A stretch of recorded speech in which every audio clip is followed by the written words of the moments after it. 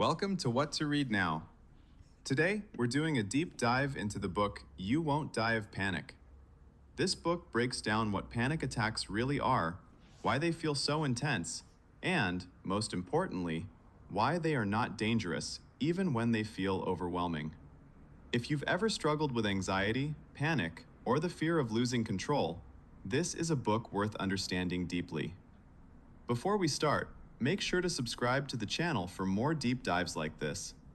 You can also download the full audio and the key takeaway summary using the links in the description below. Welcome back to the deep dive. Today we're taking on a really big topic: panic disorder and agoraphobia, using some incredible source material that blends a really intimate story of recovery with some hard clinical science. It's an intense subject, and it's so important because these conditions, they're often just brushed off as nerves, Right. but they're not. It's your body's ancient primal defense system, that emergency alarm, just, well, going completely haywire. Exactly. And that brings us to our mission for this deep dive. The core truth we want to prove to you by the end of this is actually very simple. You are not going to die of panic. And we want to give you the tools to start reclaiming your life from really the fear of fear itself. So to do that, we have to start where it all begins, with understanding that alarm state. And the author's story is a perfect, if pretty heartbreaking, way in. It is. The initial trigger for her was just immense. It followed the loss of her daughter, Francesca, at 20 weeks gestation. And she uses these words. She describes feeling incomplete and incapable. The physical side of it started right there in the hospital. The pre-panic sensations, she calls them. Intense tingling pins and needles in her hands, her legs feeling like they just give out, her heart rate, just spiking. That's the nervous system already under immense strain from trauma, and it's starting to misfire. And then the full-blown crisis hits her later, at home. And it's so overwhelming that her body just shuts down, she faints. And the paramedics arrive and tell her what so many people in that situation hear. Your vitals are normal. It was a panic crisis. Right. And clinically, that's what a panic attack is. The sources define it as the body hitting that emergency alarm when there's no actual threat. It's like a broken fire alarm. And to get a diagnosis, you need at least 4 of those classic symptoms: the heart palpitations, the shortness of breath, trembling, that tingling. And of course, that overwhelming, paralyzing fear that you're dying or you're about to lose total control. But what makes it so terrifying is that it feels so incredibly real. Why does our body commit to that illusion so completely? It's just pure biology. Your body is suddenly flooded with adrenaline, with cortisol. It's a fight-or-flight response, and it's preparing you to run from a lion that isn't actually in the room. So your blood pressure goes up, your breath gets faster to get oxygen to your muscles. And blood gets pulled away from your hands and feet, which causes that cold, tingling sensation. The physical mechanism is perfect. It's just that the threat assessment part is broken. And that broken assessment immediately spins off into the second problem, which is just as debilitating: agoraphobia. And most people think that's just, a fear of open spaces. I did for a long time. But it's much more nuanced. Agoraphobia is the fear of being in places where getting away would be hard, or where you couldn't get help if an attack hit. So it's not the cinema you're afraid of. It's being trapped in that middle row when your heart starts to race. Exactly. Or driving alone on the highway, miles from what you see as your safe place. And this creates what the sources call the cruel paradox of avoidance. If you start avoiding the supermarket because you're scared of having a panic attack there, what happens? You get immediate relief. For a moment. Yeah. And that's the trap. The feedback loop. The destructive feedback loop. That relief rewards the avoidance. So your brain learns a very simple, very wrong lesson. I stayed home, I was safe, therefore out there is dangerous. And it strengthens the fear every single time. The sources show the real-world cost of this. I mean, the author suffered in silence at her job for 6 months. At a bank, a stable job. Until the fear of just leaving her home became so intense that she had to quit. That's how this disorder works. It shrinks your entire life down, sometimes to the size of a single room. So, okay, we get the mechanism, we get the consequences, Yeah. but before we get to the toolkit, we have to look at the roots. Yeah. Why does this alarm start ringing in the first place?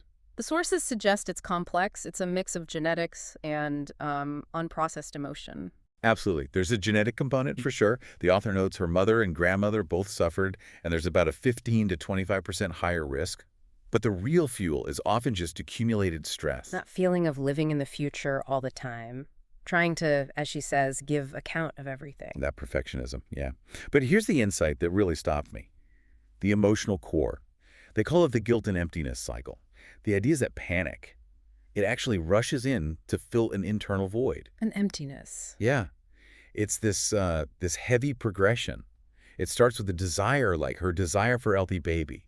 That desire gets frustrated by the loss, and that can curdle into this unexpressed hostility. Directed inwards. Inwards, exactly, which leads to a sensation of destruction, this feeling that you've failed, that you've broken something. And from there, it's a short step to intense guilt. Wait, hold on. Are you saying the panic is actually a kind of self-punishment, a substitute for grieving? That's what the analysis suggests. The author realized her panic was acting as this perverse kind of company. It was loud, it was demanding, and it filled the silence of her grief and that guilt she felt. Wow. So instead of facing the original pain, the loss, the mind substitutes the pain of panic. It keeps you in a constant state of emergency so you don't have to feel the deeper, quieter pain. That sounds just incredibly painful. So if panic is the end of the cycle, how on earth do you break it? You don't fight the panic itself. You have to go back, consciously, back to that point of frustration. That's the fork in the road. That's the moment of choice. Yes. Can you sit with the loss? Can you accept the pain without immediately blaming yourself? It's about challenging the guilt, separating what's fact from what is, just emotional fantasy. Which is a huge mental shift. And that brings us to the most practical part of our sources, the Body First Toolkit. Because even if you know the guilt is the root, your body is still braced for impact. The body remembers. It holds on to the trauma long after the mind tries to rationalize it. So you have to regulate the body first, to give the mind the space it needs to heal. And the author's recovery began with something so simple, something she intuitively knew she needed. Movement. Her walks, she started so small. I mean, walking around the kitchen table. Then the garden. And then the big one, the terrifying walk to the mailbox at the end of her drive. That seems like such a tiny step. But it's monumental, because the simple act of putting one foot in front of the other sends this clear, undeniable signal to your nervous system. See? Nothing bad is happening. The danger isn't real. It contradicts the panic's demand to freeze up. Exactly. She still does it. Aims for 10,000 steps a day with this mantra. I am in motion. I am safe. That's action one. What about the second strategy she found, the one that helped pull her focus outward? That was all about connection and care. Specifically, her Cocker Spaniel, Johnny. Oh. Yeah. The sources describe this profound shift that happens when you focus on caring for something outside of yourself. A pet, a plant, even a small project. It breaks that cycle of self-absorption, that constant internal monitoring for symptoms. It does. It reinforces your ability to engage with life, proving that you can exist without being under threat. Okay, let's talk about fuel. Action 3. The gut-brain axis. This feels really critical. It's non-negotiable science. You have to remember, 90% of your body's serotonin, the neurotransmitter that regulates mood and anxiety, is made in your gut. If your gut health is off, your brain chemistry will be too. Without a doubt. And the sources list the big villains here, the things that actually mimic panic symptoms. Caffeine is the obvious one. It literally speeds up your heart. Then you've got sugar and refined carbs. Yeah. They cause these sharp drops in your blood sugar that feel just like the dizziness and weakness of a panic attack. And alcohol, the infamous anxiety. The author had to quit coffee completely. But then you have the allies, foods that regulate the nervous system. Like magnesium. Yes, from dark leafy greens, nuts, it relaxes muscles and nerves. Omega-3s, from fatty fish for brain health. And crucially, fermented foods and probiotics. For the serotonin production. So the serotonin factory in your gut, things like kefir or kimchi. All right, so that brings us to the in-the-moment tools. The alarm is blaring. What do you do right now? Action 4, breathing and grounding. You can't just think your way out of it. You have to use your body to flip the switch.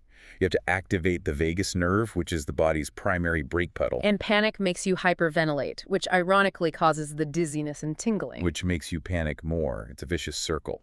So you have to interrupt it with diaphragmatic breathing. Breathing into your belly. Slowly. It forces your system into that calm parasympathetic state. The 4-4-4 technique is a great place to start. Inhale for 4, hold for 4, and then a long, slow exhale for 4. The sources also point out that panic isn't always about acceleration. Sometimes it's dissociation, right? That feeling of being unreal or disconnected. Exactly. And for that, you need grounding techniques to anchor you in the present. The 5-4-3-2-1 method is incredibly powerful. Remind us how that works. You force your brain to stop listening to the internal fear and catalog the external world. Name 5 things you can see, 4 things you can touch, 3 you can hear, 2 you can smell, and 1 you can taste. It forces you back into your senses. They also mention a few more intense sensory interruptions. Like bilateral stimulation, the butterfly tapping method, and a really dramatic one, holding a piece of ice in your hands. Whoa. The intense cold is an immediate shock to the system. It interrupts that internal emotional storm by forcing your attention onto a very real, very acute physical sensation. It's a hard reset. Okay, so moving from the body to the mind. Part 4 is all about reorganizing thought patterns and, maybe surprisingly, finding community. Right. The author had, in her words, a terror of therapy.